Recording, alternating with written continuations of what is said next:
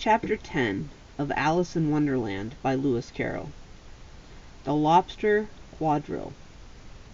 I do not know what it means by a quadrille. I've got my page ready.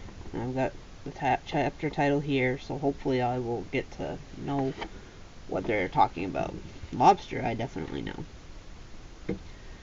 The Mock Turtle sighed deeply, and drew the back of one flapper across his eyes. He looked at Alice and tried to speak, but for a minute or two sobs choked his voice. "Same as if he had a bone in his throat," said the Gryphon, and it set to work shaking him and punching him in the back. At last the Mock Turtle recovered his voice, with tears running down his cheeks. He went on again.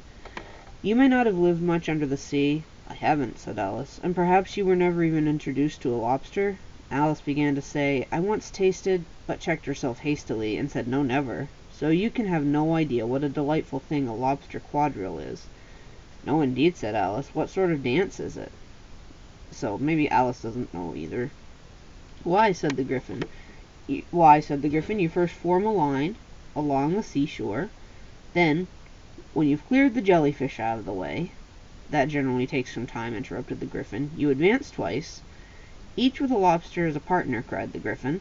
"Of course," the Mock Turtle said. "Advance twice, set two partners, change lobsters, and retire in the same order," continued the Gryphon. "Then the Mock Turtle went on. "You throw the lobsters," shouted the Gryphon, "with a bound into the air, as far out into the sea as you can." "Swim after them," screamed the Gryphon. "Turn a somersault in the air," cried the Mock Sea Turtle, capering wildly about. Okay, so it's some kind of like a square dance sort of thing.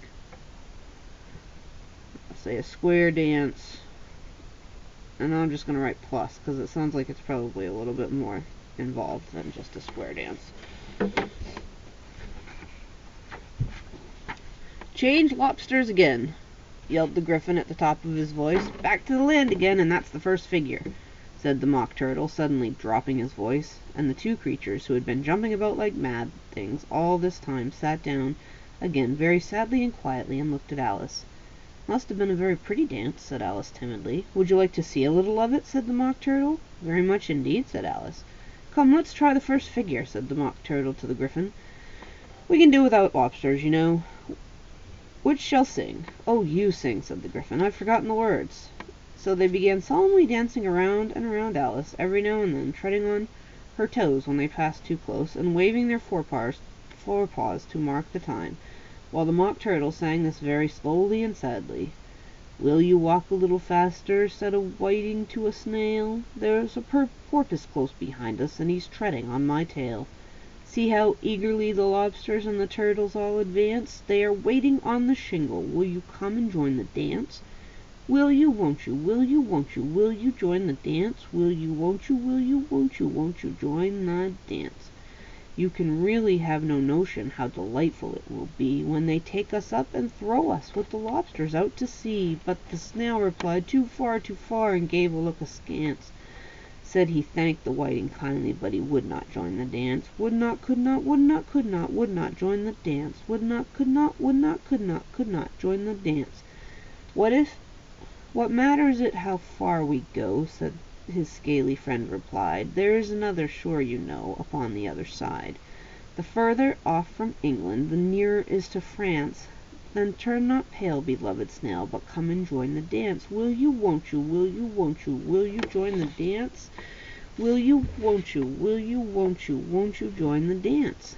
"Thank you. It's a very interesting dance to watch," said Alice, feeling very glad that it was over at last. "And I do like that curious song about the whiting." "Oh, as to the whiting," said the Mock Turtle, "you've seen them, of course." "Yes," said Alice. "I've often seen them at She checked herself hastily. Notice how she keeps stopping herself before she says she ate one of the sea creatures. She doesn't want to say she ate a lobster. She doesn't want to say she ate the whiting at dinner, right? "I don't know where din may be," said the Mock Turtle, "but if you've seen them so often, of course you know what they're like." "I believe so," replied Alice thoughtfully. "They have their tails in their mouths, and they're all over crumbs." "You're wrong about the crumbs," said the Mock Turtle. "Crumbs would all wash off in the sea, but they have their tails in their mouths. And the reason is—" Here the Mock Turtle yawned and shut his eyes. "Tell her about the reason and all that," he said to the Gryphon. The reason is, said the Gryphon, they would go with the lobsters to the dance, so they got thrown to sea, so they had to fall a long way. So they got their tails fast in their mouths, so they couldn't get them out again. That's all. Thank you, said Alice. It's very interesting. I never knew so much about a whiting before. I can tell you more than that if you like, said the Gryphon. Do you know why it's called a whiting? I never thought about it, said Alice. Why? It does the boots and shoes, the Gryphon replied very solemnly. Alice was thoroughly puzzled. Does the boots and shoes? She repeated in a wondering tone. Why, what are your shoes done with? Said the Gryphon. I mean, what makes them so shiny? Alice looked down at them and considered a little before she gave her answer. They're done with blacking, I believe. Boots and shoes under the sea, the Gryphon went on in a deep voice, are done with a whiting. Now you know. And what are they made of? Alice asked in a tone of great curiosity. Soles and eels, of course, the Gryphon replied rather impatiently. Any shrimp could have told you that. If I'd been the whiting, said Alice, whose thoughts were still running on the song, I'd have said to the porpoise, keep back, please, we don't want you with us. They were obliged to have him with them, the Mock Turtle said. No wise fish would go anywhere without a porpoise. Wouldn't it really? Said Alice in a tone of great surprise. Of course not, said the Mock Turtle. Why, if a fish came to me and told me he was going on a journey, I should say, with what porpoise? Don't you mean purpose? Said Alice. I mean what I say, the Mock Turtle replied in an offended tone, and the Gryphon added, Come, let's hear some of your adventures. I could tell you my adventures beginning this morning, said Alice a little more timidly, but it's no use going back to yesterday, because I was a different person then. Explain all that, said the Mock Turtle. No, the adventures first, said the Gryphon, in an impatient tone. Explanations take such dreadful time. So Alice began telling them her adventures from the time when she first saw the White Rabbit. She was a little nervous about it just at first. The two creatures got so close to her, one on each side, and opened their eyes and mouths so very wide. But she gained courage, and she went on. Her listeners were perfectly quiet till she got to the part about her repeating, You are old, Father William, to the caterpillar, and the words all coming different, and the Mock Turtle drew a long breath and said, That's very curious. It's all very curious as it can be, said the Gryphon. It all came different, the Mock Turtle repeated thoughtfully. I should like to hear her try and repeat something now. Tell her to begin. He looked at the Gryphon, as if she thought it had some kind of authority over her. Stand up and repeat. 'Tis the voice of the sluggard, said the Gryphon.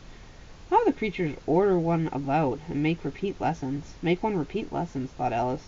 I might as well be at school at once. However, she got up and began to repeat it, but her head was so full of Lobster Quadrille that she hardly knew what she was saying, and the words came out very queer indeed. 'Tis the voice of the lobster, I heard him declare. You have baked me too brown, I must sugar my hair. As a duck with its eyelids, so he with his nose trims his belts and his buttons and turns out his toes. Later editions continue as follows. When the sands are all dry, he is gay as a lark, and will talk in contemptuous tones of the shark. But when the tides rise and the sharks are around, his voice has a timid and tremulous sound. That's different from what I used to say when I was a child, said the Gryphon. Well, I never heard it before, said the Mock Turtle, but it sounds utter nonsense. Alice said nothing.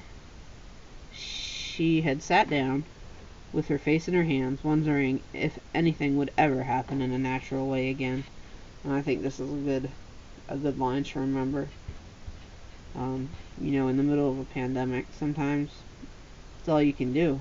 Just sit down and wonder, is anything ever going to be natural again? And we know it's not going to be the same, but is it going to be, natural, normal?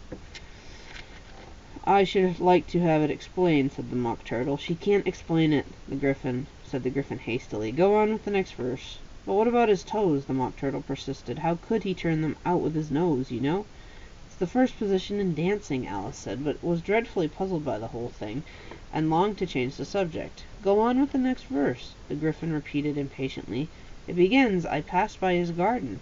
Alice did not dare to disobey, though she felt sure it would all come wrong, and she went on with a trembling voice. I passed by his garden, and marked with one eye how the owl and the panther were sharing a pie.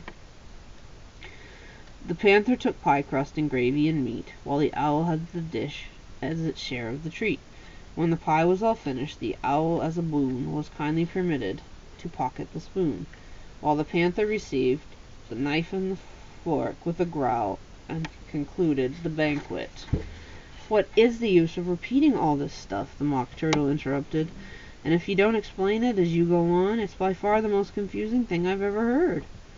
"Yes, I think you better leave off," said the Gryphon, and Alice was only so glad to do so. "Shall we try another figure of Lobster Quadrille?" the Gryphon went on, "or would you like the Mock Turtle to sing you a song?" "Oh, a song, please." "If the Mock Turtle would be so kind," Alice replied, so eagerly that the Mock Turtle said in a rather offended tone, no accounting for taste. "Sing her turtle soup, will you, old fellow?" The Mock Turtle sighed deeply, and began in a voice sometimes choked with sobs to sing this: "Beautiful soup, so rich and green, waiting in a hot tureen. Who for such dainties would not stoop? Soup of the evening, beautiful soup. Soup of the evening, beautiful soup. Beautiful soup. Beautiful soup. Soup of the evening. Beautiful, beautiful soup. Beautiful soup. Who cares for fish, game, or any other dish? Who would not give all else for two? Pennyworth only of beautiful soup. Pennyworth only of beautiful soup.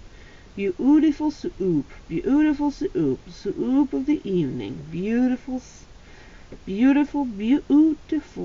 soup." "Chorus again," cried the Gryphon, and the Mock Turtle had just begun to repeat it. Then a cry of "The trial's beginning!" was heard in the distance. "Come on," cried the Gryphon, and taking Alice by the hand, it hurried off, without waiting for the end of the song. "What trial is it?" Alice panted as she ran, but the Gryphon only answered, "Come on," and ran faster, while more and more faintly came, carried on the breeze that followed them, the melancholy words, "Soup of the evening, beautiful soup." That is the end of chapter 10. The end of chapter 10.